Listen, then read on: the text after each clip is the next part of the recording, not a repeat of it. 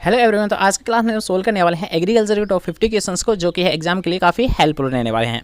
तो वीडियो को complete watch करें, जिससे कि आपको यह भी नॉलेज हो जाए कि किस टॉपिक से आपको कैसे कैसे क्वेश्चंस पूछे जाते हैं। तो इन सभी के नॉलेज की वीडियो को कंप्लीट वॉच करें। तो चलो आज की वीडियो को स्टार्ट करते हैं, आज कुछ नया सीख लेते हैं। तो सबसे पहले हम बात करते हैं साइलेज बनाने की सबसे उपयुक्त विधि कौन सी है। ठीक है, आपने बार बार यही क्वेश्चन पढ़ा होगा कि जो साइलेज है ये सबसे बेस्ट किसका बनता है। तो यार हाँ, ये सबसे बेस्ट बनता है मक्का का। लेकिन इसके साथ साथ आपको ये भी याद रखना है कि जो साइलेज है इसको बनाने की सबसे उपयुक्त विधि कौन सी ली जाती है। तो कौन सी होती है यार हाँ, बुर्ज विधि। ठीक है, सबसे बेस्ट विधि कौन सी है, बुर्ज विधि। ठीक है, नेक्स्ट क्वेश्चन की हम बात करते हैं कि किस विधि वाला पशुशाला सबसे अच्छा माना जाता है। तो अब आपने पढ़ा होगा कि एक होती है हेड टू हेड और एक होती है टेल टू टेल। तो इन दोनों में से कौन सी सबसे बेस्ट मानी जाती है। तो यार हाँ, टेल टू टेल अर्थात पूंछ से जो पूंछ विधि होती है ये पशुशाला के लिए सबसे बेस्ट मानी जाती है। नेक्स्ट क्वेश्चन है जो कि एक कॉमन क्वेश्चन है कि भेड़ की प्रथम क्लोन थी। तो यार हाँ, जो प्रथम क्लोन थी उसका नाम दिया गया था डोली। ठीक है, नेक्स्ट क्वेश्चन की हम बात करते हैं कि अच्छी साइलेज का रंग होता है। तो अच्छी साइलेज वही मानी जाती है जिसका रंग हरा और चमकदार होता है। नेक्स्ट क्वेश्चन है कि हे में कितनी नमी होती है। तो यार हाँ, हे में नमी होती है 15%। और अगर बात करते हैं साइलेज में, तो साइलेज में होती है 75%।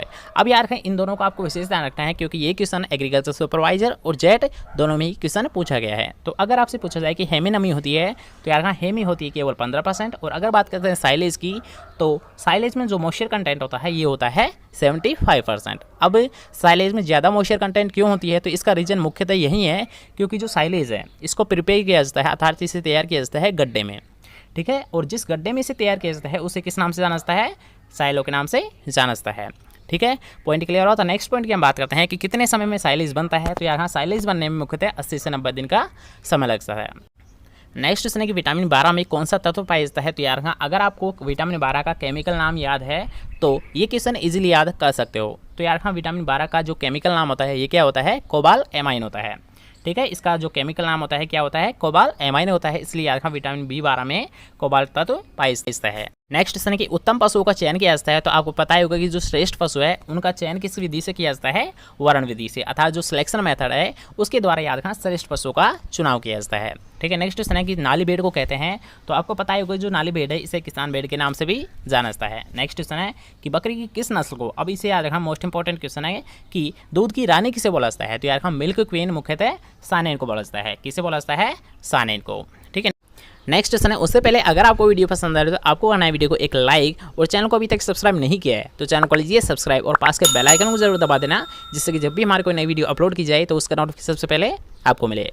ठीक है, तो नेक्स्ट क्वेश्चन की बात करते हैं कि मेरिनो भेड़ का उद्भव स्थान कौन सा है, अर्थात जो उत्पत्ति स्थान माना जाता है उसे किस माना जाता है। तो यार हाँ, स्पेन को। ठीक है, मेरिनो भेड़ का उत्पत्ति स्थान किसे माना जाता है, स्पेन को बोला जाता है।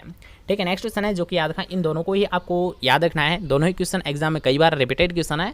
तो अगर आपसे पूछा जाए यार हाँ कि भैंस का जो गर्भकाल होता है अर्थात गेस्ट्रेशन पीरियड होता है वो कितने समय का होता है। तो यार हाँ, भैंस का होता है 310 दिन का। लेकिन अगर बात करते हैं गाय का, तो यार हाँ, गाय का थोड़ा कम होता है और कितना होता है, 282 दिन। ठीक है, याद रखना कि अगर पूछा जाए कि भैंस का गर्भकाल कितना होता है तो 310 दिन, और अगर बात की जाए गाय की तो यार हाँ, गाय का होता है 282 दिन। ठीक है, दोनों में कन्फ्यूज नहीं होना, दोनों ही मोस्ट इंपॉर्टेंट क्वेश्चन है, कई बार एग्जाम में पूछे जा चुके हैं। तो इन दोनों का आपको विशेष ध्यान रखना है। नेक्स्ट क्वेश्चन है कि नवजात शिशु को क्या पिलाते हैं। तो अब आपको पता होगा कि जब पशु बिहाता है अर्थात नवजात शिशु को जन्म देता है तब याद रखना हल्के पीले रंग का दूध आता है, तो उसे याद रखना खीस के नाम से जाना जाता है।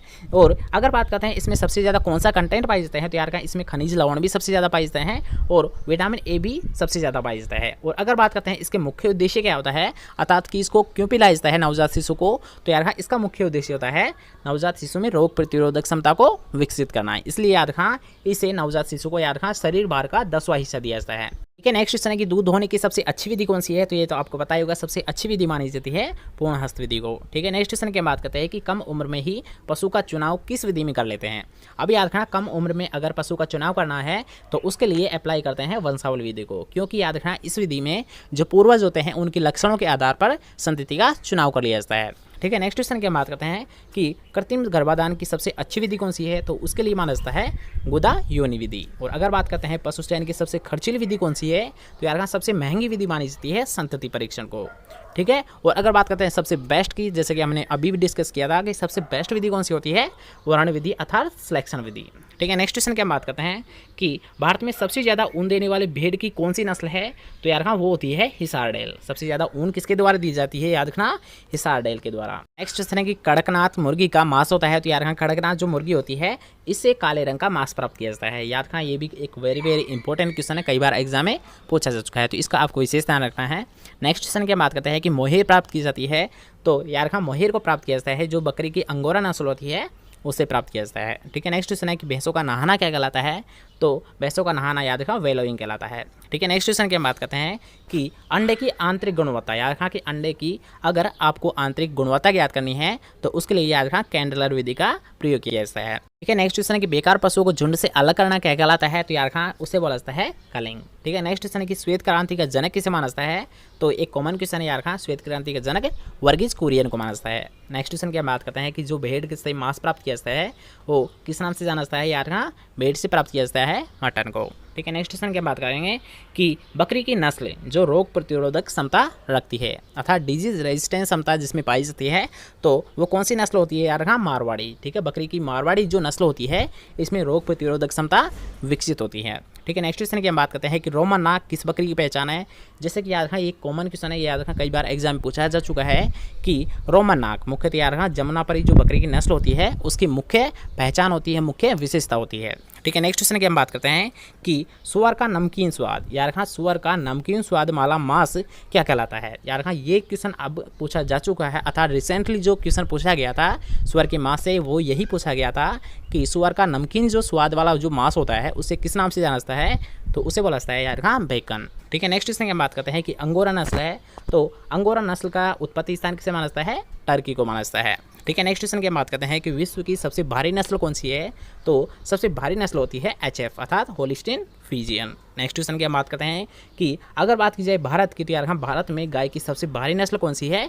कांकरेज। और अगर बात करते हैं विश्व की तो विश्व की सबसे भारी नस्ल होती है HF अर्थात होलिस्टीन फ्रीजियन।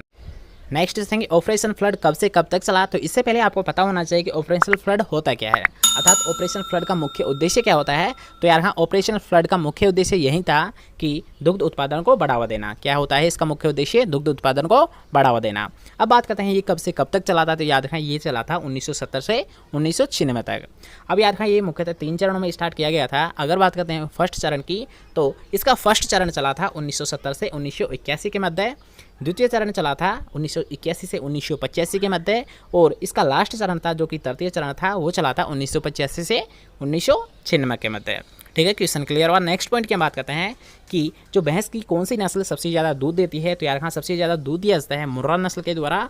और अगर बात की जाए यार हाँ कि जो गाय की कौन सी नस्ल सबसे अधिक दूध देती है तो यार हाँ, गाय की सबसे ज़्यादा जो दूध देती है वो होती है साहिवाल। और अगर बात करते हैं भैंस की तो भैंस की सबसे ज़्यादा देती है मुर्रा नस्ल। ठीक है। नेक्स्ट क्वेश्चन है कि सबसे अधिक मीठा दूध होता है अर्थात सबसे ज़्यादा जो फैट होता है किस में पाई जाती है? तो यार हाँ, साहिवाल नस्ल के दूध में। और अगर बात करते हैं कितनी तो यार हाँ 12 से 13% के समथिंग। ठीक है। कितनी फैट पाई जाती है? 12 से 13% के समथिंग। ठीक है। नेक्स्ट क्वेश्चन की हम बात करते हैं कि जर्सी गाय का उत्पत्ति स्थान है। तो यार हाँ, जर्सी गाय का उत्पत्ति स्थान माना जाता है इंग्लिश चैनल को। अगर बात करते हैं अंगोरा ऊन तो यार हाँ, अंगोरा ऊन मुख्यतः खरगोश से प्राप्त की जाती है। याद रखना, ये भी एक इंपॉर्टेंट क्वेश्चन है कि अंगोरा ऊन किससे प्राप्त की जाती है? तो यार हाँ, खरगोश से प्राप्त की जाती है। ठीक। नेक्स्ट क्वेश्चन है कि मोरक्को लेदर प्राप्त की जाती है। तो यार हाँ, मोरक्को लेदर को प्राप्त किया जाता है बकरी की मुलायम त्वचा से। नेक्स्ट क्वेश्चन की हम बात करते हैं कि गाय की जो ब्राउन स्विस नस्ल है उसका उत्पत्ति स्थान कौन सा होता है? तो यार हाँ, जैसे कि नाम से स्पष्ट होता है ब्राउन स्विस अर्थात ये कहाँ की है? स्विट्जरलैंड की है। ठीक है। नेक्स्ट क्वेश्चन की बात करते हैं कि FMD अर्थात खुरपका और मुहपका रोग किसके द्वारा होता है? तो ये होता है मुख्यतः वायरस के द्वारा। अगर बात करते हैं ये सबसे ज़्यादा इससे संक्रमित कौन होते हैं? तो यार हाँ, गाय और भैंस। कौन सबसे ज़्यादा FMD से संक्रमित होते हैं? गाय और भैंस। ठीक है। नेक्स्ट क्वेश्चन है कि दूध को दही में बदलता है। तो यार हाँ, कौन सा बैक्टीरिया उत्तरदायी होता है दही में बदलने के लिए? Lactobacillus thermophilus. जिसमें क्या होता है जो लैक्टोज शर्करा होती है दूध की, ठीक है, वो किस में चेंज हो जाती है? लैक्टिक अम्ल में परिवर्तित हो जाती है। इसलिए याद रखना दूध दही में परिवर्तित हो जाता है। ठीक है। नेक्स्ट क्वेश्चन की हम बात करते हैं कि पशु की आयु ज्ञात करने का सबसे अच्छा तरीका कौन सा होता है? तो सबसे अच्छा तरीका माना जाता है दांतों के द्वारा। ठीक है, नेक्स्ट क्वेश्चन है जो कि आज का हमारा लास्ट क्वेश्चन रहने वाला है, किस हार्मोन के द्वारा मादा पशु अपना दूध ऊपर चढ़ा लेती है। तो यार हाँ, अगर बात की जाए ऊपर चढ़ाने की तो इसके लिए जिम्मेदार होता है एड्रेनलिन हार्मोन। लेकिन अगर आपसे ये क्वेश्चन पूछा जाए कि मादा पशु को ऐसा कौन सा इंजेक्शन दिया जाता है जिससे कि वो पावसने लगती है, तो उसके लिए दिया जाता है यार हाँ ऑक्सीटोसिन नामक हार्मोन का इंजेक्शन। किसका दिया जाता है? ऑक्सीटोसिन नामक हार्मोन का इंजेक्शन दिया जाता है जिससे कि मादा पशु दूध के लिए पावसने लगती है, जिससे कि उनका आसानी से दूध निकाल लिया जाता है। ठीक है, क्वेश्चन क्लियर हुआ? तो आज के लिए बस है, कैसा लगा आज का वीडियो कमेंट करके जरूर बताइए। आई होप आपको वीडियो बहुत पसंद आया होगा। तो आपको करना है वीडियो को एक लाइक, दोस्तों के साथ करना है वीडियो को ज़्यादा से ज़्यादा शेयर, और अगर चैनल को अभी तक सब्सक्राइब नहीं किया है तो चैनल को लीजिए सब्सक्राइब। मिलता है कोई नेक्स्ट इंपॉर्टेंट टॉपिक के साथ, जब तक के लिए जय हिंद, जय Bharat, bye bye, take care.